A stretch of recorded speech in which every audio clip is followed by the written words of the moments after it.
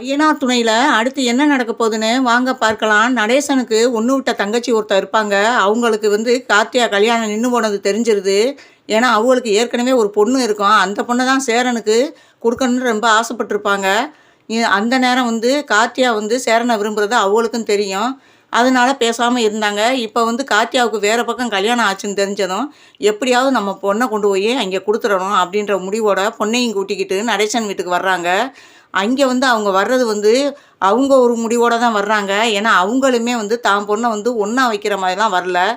எப்படியாவது பொண்ண கல்யாணம் பண்ற வரையும் இந்த குடும்பத்துக்கு அவ ஒருத்தியா இருப்பான்னு சொல்லி எப்படியாவது சேரனுக்கு முடிச்சு வச்சுட்டு, அவங்க அண்ணன் தம்பிகள விட்டு பிரிச்சு போடணும். பிரிச்சுட்டு நம்ம மகள சந்தோஷமா தனியா கூட்டி கொண்டு போய் வாழ வைக்கணும். அப்படின்னு நினச்சு ஒரு ஐடியா பண்ணிட்டு தான் வீட்டுக்கு வர்றாங்க. நடேசன் வீட்டுக்கு வர்றாங்க. நடேசன் பார்த்து கேட்குறாரு, "என்னம்மா இவ்வளோ நாள் உனக்கு கண்ணு தெரியலையா? இப்போதான் இந்த அண்ணனை கண்ணுக்கு தெரிஞ்சிச்சா?" அப்படிங்கிறாரு. "இல்லண்ணே, நீ என் பொண்ணை எடுக்க மாட்ட. கார்த்தியா தான் இங்கே வர்றதாக கேள்விப்பட்டேன். அந்த கோவம் எனக்கு மனசுக்குள்ளே இருந்துச்சு. நம்ம பொண்ணை கொடுக்கணும்னு நினச்சிக்கிட்டு இருந்தோம். இப்படி அக்கா பொண்ணை எடுக்க போகிறாங்களே அப்படின்ட்டு கொஞ்சம் மனஸ்தாபம் இருந்துச்சு. இப்போ நின்று போச்சுன்னு கேள்விப்பட்டேன். சரி என்னதான் இருந்தாலும் அக்கா மக வேற, நம்ம மக வேறயா? யாரோ ஒருத்தி போய் அந்த வீட்டில் விளக்கேற்றட்டும் அப்படின்னு இருந்தேன். கடைசியில் நின்று போச்சுன்னு கேள்விப்பட்டேன். இப்போ என் பொண்ணை உன் பையனுக்கு கொடுக்குறதான் இந்த பொண்ணையும் கூட்டிகிட்டு வந்திருக்கேன்." அப்படின்னு சொல்லிட்டு பொண்ணை காட்டுறாங்க. பொண்ணை காட்டினதும் பொண்ணு அழகாக தான் இருக்காங்க. இவளை சேரன் விரும்பணுமேம்மா. சேரன் இப்போ தான் இதுலேருந்து விடுபட்டு வந்திருக்கான். ஏன்னா அவனும் கார்த்தியாவை மனசார நினச்சது உனக்கே தெரியும். இந்த நேரம் அவனை கல்யாணத்துக்கு கட்டாயப்படுத்த முடியாதுல்ல அப்படின்னு நடேசன் சொல்கிறாரு.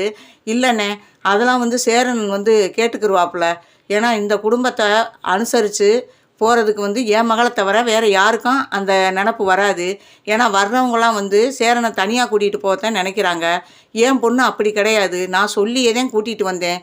குடும்பம் ஒன்றா இருக்கணும், கடைசி வரையும் அண்ணன் தம்பிகளோட தான் இருக்கணும். நீ சேரனை கல்யாணம் பண்ணிக்க. சேரன் அதைத்தான் விரும்பித்தேன். எல்லா இடத்தையுமே தட்டி விட்டாப்புல. இல்லைன்னா நல்ல நல்ல பொண்ணெல்லாம் வந்துச்சு, வேணாம் அப்படின்னு சொல்லிட்டு என் தம்பிகளை யார் ஒருத்த கூட இருந்து பார்க்குறாங்களோ கடைசி வரையும் அந்த பொண்ணை தான் நான் கல்யாணம் பண்ணுவேன்னு சொல்லிடுச்சு. அதுக்கப்புறம் தான் எந்த பொண்ணுமே வேணாம் வேணாம்ன்ட்டு முக்கால்வாசி இடம் தட்டிக்கிட்டு போனதே அதனால தான். ஏன்னா கார்த்தியாவை இங்கே கொடுக்கறதுக்கு கார்த்தியா அம்மாவுக்கு விருப்பம் இல்லை. ஆனால் கார்த்தியா தான் மனசார சேரனை விரும்பி நான் கல்யாணம் பண்ணிக்க போகிறேன் அப்படின்னு சொல்லிட்டு பிடிவாதமாக இருந்துச்சு. அதிலே அம்மா பொண்ணுக்கு மனஸ்தாபமாக தான் இருந்துச்சு. இல்லைன்னா எப்போயோ கல்யாணம் நல்லபடியாக முடிஞ்சிருக்கும். அவள் கஸ்தூரினால தான் முக்கால்வாசி அந்த கல்யாணம் நின்னதுக்கே காரணம். அதனால தான் நான் இவ்வளோ நாள் வாயை மூடிக்கிட்டு இருந்தேன். இப்போ எல்லா விவரத்தையும் என் பொண்ணுகிட்ட சொல்லிட்டேனே. நீ தான் அந்த குடும்பத்தை போய் பார்த்துக்கிறணும். குடும்பம் எந்த காலத்துலேயும் பிரியக்கூடாது அப்படின்னு சொல்கிறாங்க.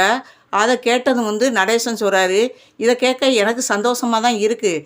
இருந்தாலும் சேரன் வரட்டும், சேரனையும் கேட்டுக்கிருவோம். சேரன் இருக்கிற மனநிலைமையில் இப்போ இந்த கல்யாணத்துக்கு ஒத்துக்குருவானா என்னன்னு தெரியலை அப்படிங்கிறாரு. ஏன்னே, கல்யாணம் 4 தள்ளி கூட போய் கல்யாணம் பண்ணிக்கிறோம்னே. இப்போ ஒரு நிச்சயம் மாதிரி பண்ணிடுவோம் பொண்ணுக்கும் சேரனுக்கும் அப்படின்னு சொல்கிறாங்க. சரிம்மா, அதான் சேரன் வரட்டும். எல்லாரும் வெளியில் போயிருக்காங்க. மருமகளும் இன்டர்வியூக்கு போயிருக்கா. சோழன் பொண்டாட்டியும் சோழனும் சேரனும் அங்கே தான் போயிருக்கான். வரட்டும், வந்ததும் பேசுவோம், பேசி பார்ப்போம். அவன் சம்மதம் சொல்லிட்டானா எனக்கு என்ன? ஏன்னா குடும்பத்தை விட்டு பிரியாத பொண்ணு தான் அவனும் வேணும்னு நினச்சேன். இப்போ உன் பொண்ணுக்கு எல்லாம் சொல்லி கொடுத்து கூட்டிகிட்டு வந்தேங்கிற. அதனால் எப்படியாவது கல்யாணத்தை பண்ணி வச்சிட்டோம்னா இந்த குடும்பம் ஒன்று சேர்ந்து இருக்கணும் தான் அவனுடைய விருப்பம். அதனால் அண்ணன் தம்பியை பிரியாமல் இருக்கிறாருந்தா கண்டிப்பாக அவனும் ஏற்றுக்கிருவேன் அப்படின்னு சொல்கிறாப்புல. சரிண்ணே, வரட்டும், நான் வந்துட்டு சேரனை பார்த்துட்டு தான் போகணும் அப்படின்னு சொல்லிட்டு இருக்காங்க. அந்த நேரம் பார்த்து எல்லாம் இன்டர்வியூலாம் அட்டன் பண்ணி வர்றாங்க. சேரன், சோழன், நிலா எல்லாருமே வீட்டுக்கு வர்றாங்க. வீட்டுக்குள்ளே வந்ததுமே அவங்க அத்தையை பார்த்துட்டு, "வாங்கத்த, என்ன ரொம்ப நாள் ஆளை காணா, இப்போதான் எங்கள் வீடு கண்ணுக்கு தெரிஞ்சிருக்கா?" அப்படின்னு சோழன் கேட்குறாரு. அப்புறம் சேரன் சொல்கிறாரு, "வாங்கத்த, நல்லா இருக்கீங்களா?" அப்படின்னு கேட்குறாரு. "இதுதாப்பா உன்னிட்ட பிடிச்ச குணம். எவ்வளோ நாள் சென்று வந்திருக்கேன் தான் சோழன் எடுத்தறிஞ்சு கேட்டுற மாதிரி நீ கேட்கல பற்றியா? எவ்வளோ பணிவாக பேசுகிற. இதுக்காகவே என் பொண்ணை உனக்கு கொடுக்கணும்ப்பா" அப்படிங்கிறாங்க. அதை கேட்டு அவர் ஷாக்காகிறாரு சேரன். "என்னத்தை சொல்கிறீங்க?" அப்படின்னு சொல்லவும், "இந்த பாரு, இதுதான் என் பொண்ணு. என் பொண்ணை உனக்கு பேசி முடிக்கலாம் தான் நான் பொண்ணையும் கூட்டிக்கிட்டு வந்திருக்கேன். நீ மட்டும் ஒரு வார்த்தை சொல்லு, ஊன்னு சொல்லு ஒரு வார்த்தை. அதுக்கப்புறம் நான் இந்த பொண்ணை வந்து உனக்கே என் பொண்ணை கட்டி கொடுக்குறேன். ஏன்னா எல்லா விவரத்தையும் என் பொண்ணுகிட்ட சொல்லிட்டேன். இந்த குடும்பம் எந்த காரணம் கொண்டும் பிரியக்கூடாது. அதுக்கு சம்மதம்னா தான் சேரன் உன் கழுத்தில் தாலி கட்டுவாப்புல. ஏன்னா அப்படித்தான் பொண்ணு பார்க்குற இடத்துல பூரான் போய் கேட்டாப்புல. சில பொண்ணுங்களுக்கு பிடிக்காம போனதுக்கு இது ஒரு காரணம். ஒன்றாலாம் இருக்க முடியாது, தனியாக இருந்தால் தான் நாங்கள் எங்கள் பொண்ணை கொடுப்போம் அப்படின்னு எல்லாரும் சொல்லி தட்டி கழிச்சிட்டாங்க. அதனால தான் நான் வந்து இவ்வளோ நாளாக வந்து கார்த்தியா உனக்கு கழுத்தை நீட்டுவான்டாப்பா நான் பேசாமல் இருந்தேன்.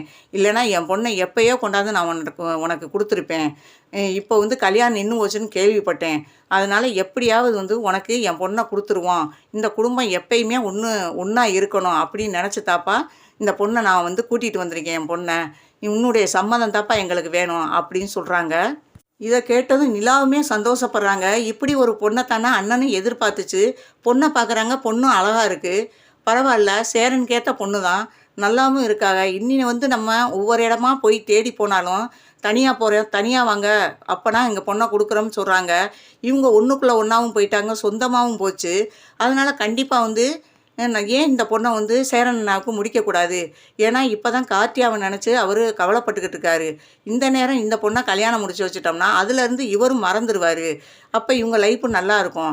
நம்மளுக்கும் வேலை கிடச்சிருச்சு. இந்த நேரம் நம்மளும் வெளியேறினாலும் இவங்களுக்கு அவ்வளோ ஒரு கஷ்டமாக தெரியாது. ஏன்னா இந்த பொண்ணு வந்து வீடை பார்த்துக்கிருச்சுன்னா நம்மளும் தைரியமாக வந்து வெளியில் வேலைக்கு போகலாம் அப்படின்ற அவங்க ஒரு முடிவு எடுக்கிறாங்க.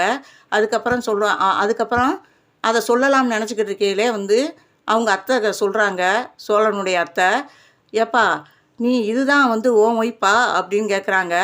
ஆமாம், இவங்க தான் என் ஒய்ஃபு அப்படின்னு சொல்கிறாப்புல.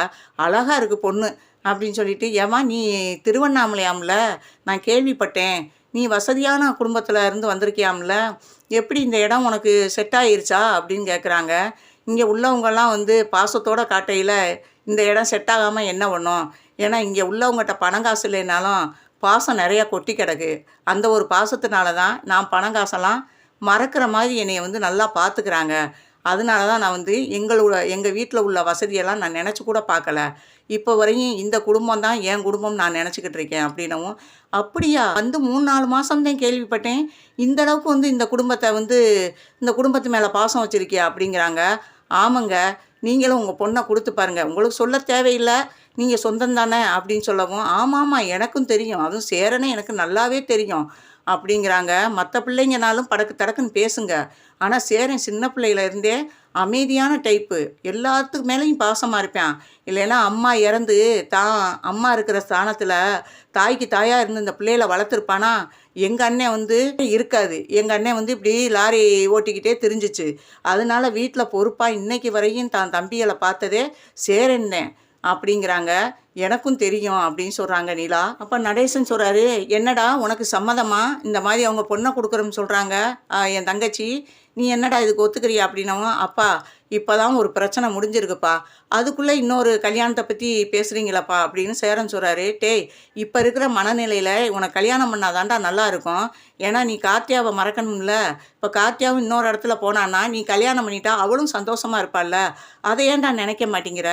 நம்மளை மாதிரியே நம்ம மாமாவும் கல்யாணம் பண்ணிக்கிட்டாரு அப்படின்னு நினப்பாங்கள்ல அப்படின்னு சொல்லவும், அப்படி சொல்கிறீங்களா அப்படின்னு சொல்லவும், இல்லை கொஞ்சம் டைம் கொடுங்க, நான் கண்டிப்பாக வேறு கல்யாணம் பண்ணிக்கிறேன், நான் பண்ண மாட்டேன்லாம் சொல்லலை அப்படிங்கிறாப்புல. சரி, இப்போ அதுக்கு என்ன, நம்ம ஒரு வெத்தலை பாக்கு தட்டு வச்சு மாற்றிக்கிடுவோம், அதுக்கப்புறம் எப்போ வேணாலும் நம்ம கல்யாணத்தை வச்சுக்கிடுவோம் அப்படிங்கிறாங்க.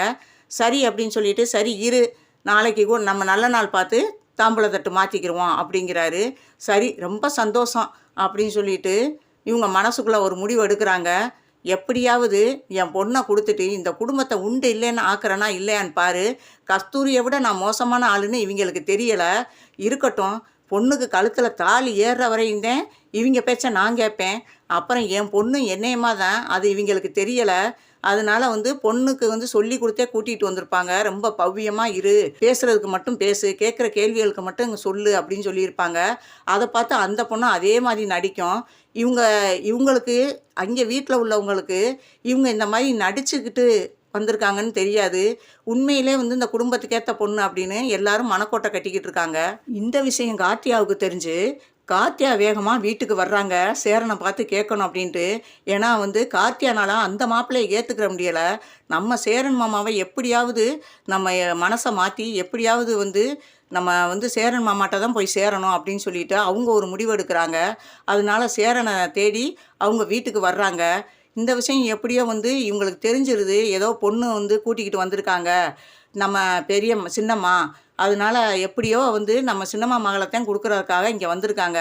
இது தெரிஞ்சு போய் தான் கார்த்தியா இங்கே வந்திருப்பாங்க. எப்படியாவது இந்த கல்யாணத்தை நிறுத்தியே ஆகணும்.